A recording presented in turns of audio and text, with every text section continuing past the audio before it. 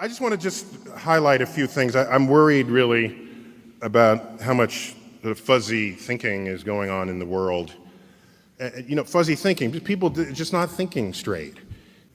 What we're not valuing is knowledge as process rather than knowledge as an answer.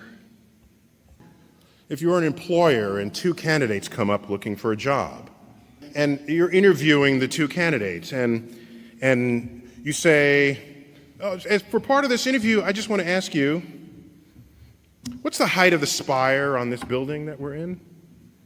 And the candidate says, I was an architect.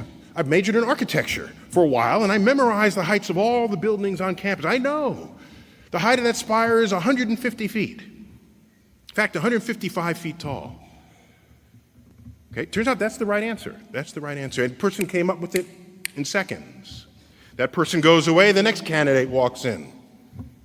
Do you know the height of the spire on this building? The candidate says, no, but I'll be right back.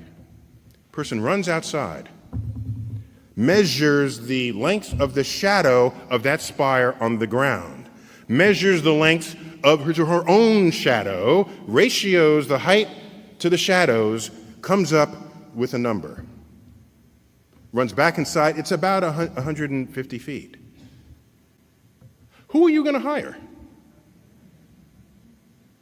I'm hiring the person who figured it out, even though it took that person longer, even though the person's answer is not as precise. I'm hiring that person because that person knows how to use the mind in a way not previously engaged. You realize when you know how to think, it empowers you far beyond those who know only what to think. In fact, I should tweet that. That's a tweetable thought. Just hang on a sec. I'm going to tweet that. Just forgive me. Excuse me.